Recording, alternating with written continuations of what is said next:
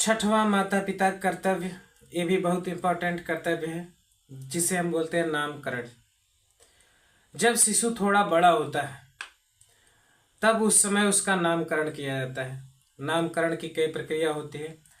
कुछ लोग जब शिशु का जन्म होता है उसके समय स्थान के आधार पे पता करते हैं कि उस विशेष स्थान पर ग्रहों का अरेंजमेंट क्या था। प्लैनेट्स का भी हमारे जीवन में इफेक्ट पड़ता है। जैसा कि अगर एक बेसिक सा एग्जांपल दिया जाए कि जब हम देखते हैं मून अर्थ के करीब आता है तो समुद्र में भी ज्वार भाटा आते, अट्रैक्शन एराइज होता है। क्योंकि हमारी बॉडी भी 70% वाटर से मिल के बनी है, तो इस पे भी कुछ न कुछ असर पहुंचता है सभी प्लैनेट्स का। ये बहुत डीप रिसर्च है, जब बहुत डीप में जाएंगे तो इन सब इफेक्ट को समझ पाएंगे। मैं वाटर की एग्जांपल इसलिए दिया जो आप चीज़ें देख सकते हो समझ पाए। कई चीज़ों पर असर पड़ता है।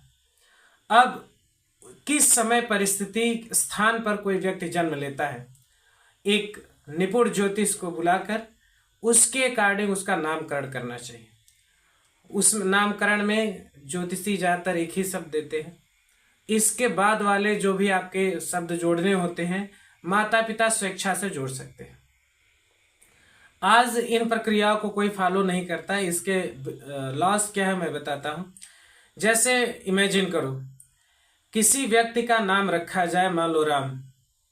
वो व्यक्ति अगर धीरे धीरे समझदार होता है, अच्छी परिस्थितियां मिलती, समझने की कोशिश करता है, तो एक समय कभी कभी जीवन में जरूर आएगा कि ये जो मेरा नाम राम रखा गया ये क्यों रखा गया, या राम कौन था। इसके लिए वो मनुष्य कोशिश करेगा कि राम के जीवनी को जानने के लिए। जब वो जानेगा अपनी हिस्ट्री को, मैं हमेशा कहता हूं कि जो नामकरण होना चाहिए वो हमारे कह सकते हो संस्कृति के अकॉर्डिंग होना चाहिए, ऐसे महापुरुषों के नाम पे होना चाहिए।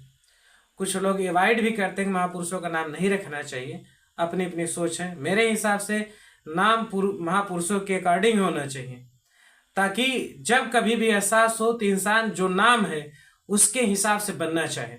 जैसे मैं अभी बताया कि अगर किसी का नाम राम रखा जाता है तो जब बड़ा होने पर धीरे धीरे रियलाइज होता है कि मेरा नाम राम क्यों रखा गया, या कभी कोई गुरु पूछ लेता है कि राम आपका नाम क्यों रखा गया, इसका कारण बताइए। या वो इमेजिन करेगा कि यार ये राम कौन थे, तब वो क्या करेगा, राम के चरित्र के बारे में पढ़ेगा, जीवन के बारे में पढ़ेगा।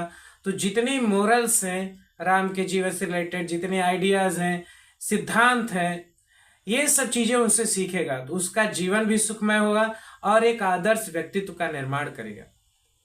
इसलिए कभी भी नामकरण मनमानी नहीं करना चाहिए। सबसे पहले एक अच्छे ज्योतिषी के जिसका वास्तव में ज्ञान हो, ज्यादातर मनमानी ज्ञान देने वालों से दूर रहिए। जिसको ज्ञान हो उसको बुला के पहले उसका एक होता है राशि का नाम, उसका निर्धारण करिए। उसमें एक शब्द मिलेगा, उस शब्द को इंक्लूड करते हुए हमें अपना नामकरण करना चाहिए। नामकरण में महानतम लोगों का नाम शामिल करिए, क्योंकि वही सोच एक दिन आपके बच्चे को महान बनाएगा। अगर वास्तव में आपको अपने बच्चे को महान बनाना है तो महापुरुषों के अकॉर्डिंग नाम रखो।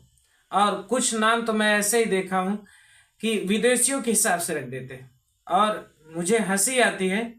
एक बार सोच के देखिए, सपोज मैं एक नाम लेता हूं, एक लड़के का नाम सपोज अनुज है मान लेते हैं। विदेशी ट्रेंड के कारण कुछ लोग अपने नाम के आगे जॉनसन डेविड लगा देते हैं।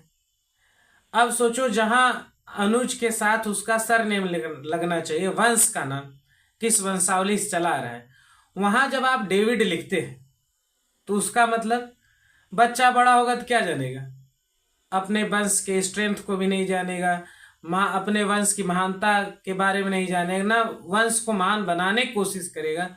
और साफ साफ एक तरह से कह सकते हैं ये गाली होती है, मनमानी ये सब टाइटल ऐड करना। जैसे कोई जॉनसन लिख दिया, मतलब अपने पिताजी का लड़का नहीं, वो जॉन का सन। कोई अपने नाम के आगे डेविड लगा देता है, जैसे महाराष्ट्र वगैरह में अपने पिता के नाम पहले लिखते हैं, तो मतलब साफ साफ अपनी माता को गाली देते हैं। ये तो वही हो गया जैसे वो लॉर्ड मैकाले था, वो कहा था कि जिस दिन हमारा जो मेरा आइडिया है एजुकेशन सिस्टम को वो लागू हो जाएगा तो लोग अपने ही पूर्वजों को गाली देके खुश होंगे। और वास्तव में वही हो रहा है। एजुकेशन लेने के चक्कर में मॉडर्न एजुकेशन में इतना इंक्लूड कर दिया गया है कि वो डेविड अंकेश कहने में ज़्यादा अच्छा फील करते हैं, जबकि अपने सरनेम अपने वंशावली के जानने के बारे में इंटरेस्टेड नहीं। तो एक तरह से माँ की गाली होती है। तो हमारा निवेदन है सभी माता पिता से, और आप खुद इन सब चीज़ों से दूर रहिए, वास्तविकता जानिए, सुदृढ़ और अच्छे इंसान बनिए। जय श्री राम।